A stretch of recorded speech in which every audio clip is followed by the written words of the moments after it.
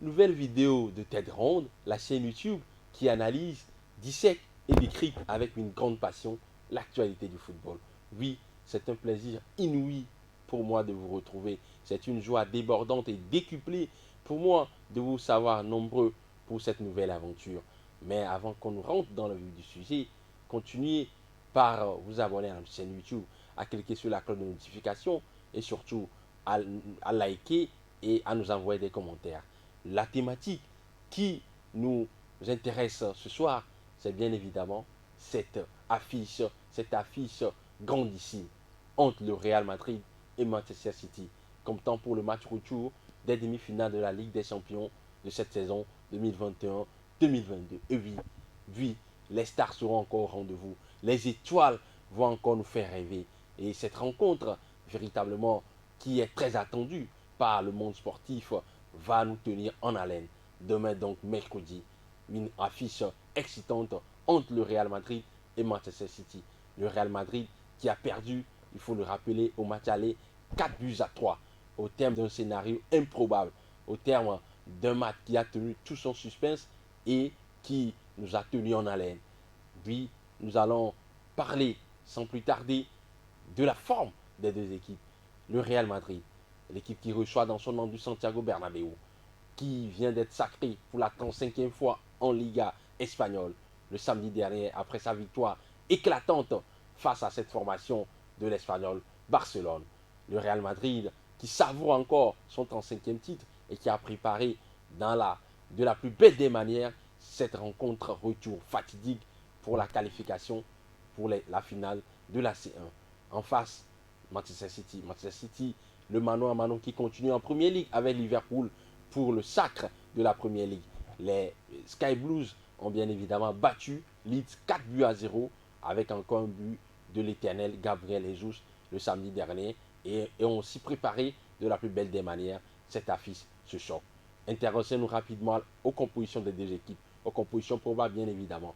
Le Real Madrid. Le Real Madrid sera sauvé de David Alaba, blessé lors du match aller. Il ne reviendra pas pour ce match retour selon Marca.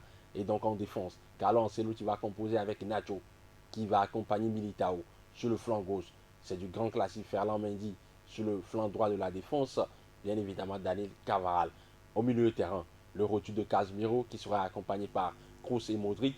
Et en attaque, Valverde des côté droit, Vinicius côté gauche et Benzema à la pointe de l'attaque. En face, pour les Sky Blues, c'est le 4-3-3 classique de Pep Guardiola avec les retours de Kyle Walker et de Joao Cancelo qui vont occuper les couloirs de la défense. En défense centrale, Ruben Diaz et bien évidemment Emerick Laporte. Au milieu de terrain, nous aurons Rodri, Ike Gundogan et bien évidemment Kevin De Bruyne. Sur le flanc de l'attaque, sur la ligne offensive, bien évidemment, nous aurons Gabriel Jesus, le buteur de ces dernières sorties des Citizens. Il sera accompagné de Riyad Mahrez et évidemment d'un certain Bernardo Silva. Voilà un peu les compositions probables de ces deux équipes. Nous allons nous intéresser désormais, nous allons nous intéresser au combat tactique de cette rencontre. Oui, le combat tactique sera éprouvant, sera déterminant pour l'issue de cette rencontre. Un match qui va se jouer entre deux tacticiens fins. D'un côté, Carlo Ancelotti. Carlo Ancelotti qui sait que son équipe est au pied du mur, mené par un but d'écart. Après le match aller, le Real est dans l'obligation de réagir, sinon de dire adieu à une 14e étoile en C1. Le club le plus titré avec 13 étoiles doit pouvoir véritablement faire preuve d'efficacité, de détermination, d'abnégation pour renverser ce rouleau compresseur que constitue Manchester City. Et donc, pour ce faire, Carlo Ancelotti va aligner, je le disais tantôt, cette formation en 4-3-3 avec bien évidemment une équipe qui va essayer de presser haut dès l'entame de la partie, qui va essayer de pratiquer un pressing positionnel et d'isoler les ailiers, les latéraux de cette formation Citizens afin d'effectuer des récupérations hautes et pouvoir les prendre à la gorge. Oui, cette équipe également peut jouer sur des comptes rapides, sur des mouvements enivrants, leur capacité à pouvoir enchaîner les passes très rapidement et à faire la différence grâce aux individualités Vinicius Junior et Karim Benzema qui est souvent chirurgical. L'autre aspect du côté du Real Madrid, c'est quand même de retrouver cette stabilité défensive qui a fait défaut au match aller. Cette formation, elle a subi des vagues incessantes de cette équipe Citizens. Mais bien évidemment, la présence de Casemiro pour ce match retour va changer beaucoup de choses parce que c'est un joueur capable de pouvoir annihiler les vérités offensives adverses grâce à son sens de placement, grâce à sa détermination, à sa capacité à récupérer les ballons, à les intercepter et à casser le rythme de l'adversaire. Il sera bien évidemment l'homme à suivre du côté du Real Madrid. En face, Manchester City, toujours avec son 4-3-3 classique, Pep Guardiola va sans doute demander à son équipe de pouvoir faire preuve de maîtrise dans les transmissions de balles, de mouvements également intéressants. Il va demander à son équipe d'être en bloc, de, de se positionner très haut et d'empêcher surtout les premières relances du Real Madrid, chose qu'ils ont fait parfaitement lors du match aller, ce qui leur a réussi.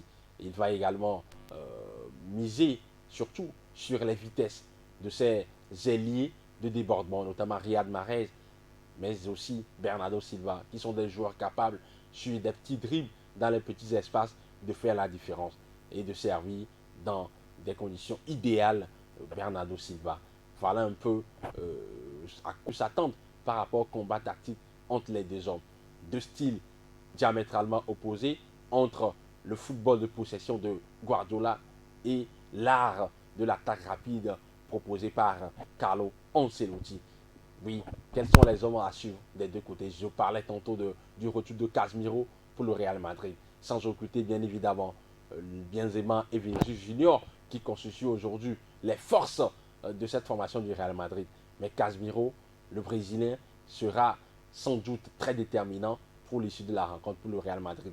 Je parlais tantôt de sa capacité à accélérer, de sa capacité à casser le rythme de l'adversaire, à récupérer les ballons, à les grappiller, à sprinter et à assurer l'équilibre collectif. En face, Kevin De Bruyne. Kevin De Bruyne, l'homme aux trois yeux, qui est capable également de déclencher des passes supersoniques dans n'importe quelle zone du terrain. Il sera également très précieux pour son équipe. Alors, chers amis, je vous attends. N'hésitez pas à nous envoyer vos commentaires, vos pronostics pour cette rencontre qui s'annonce fascinante, étincelante et déterminante dans l'issue de la qualification pour la finale de la Ligue des Champions. Un chiffre qu'il faut retenir, le Real Madrid, quand nous disputons sa 10e demi-finale en 12 années, c'est quand même impressionnant face à une équipe qui n'a jamais remporté de trophée. Mais au niveau des statistiques, elles sont en faveur de cette formation de Manchester City, puisque sur les 4 dernières rencontres, les Sky Blues ont battu le Real Madrid. Rendez-vous demain donc pour l'analyse d'après-match.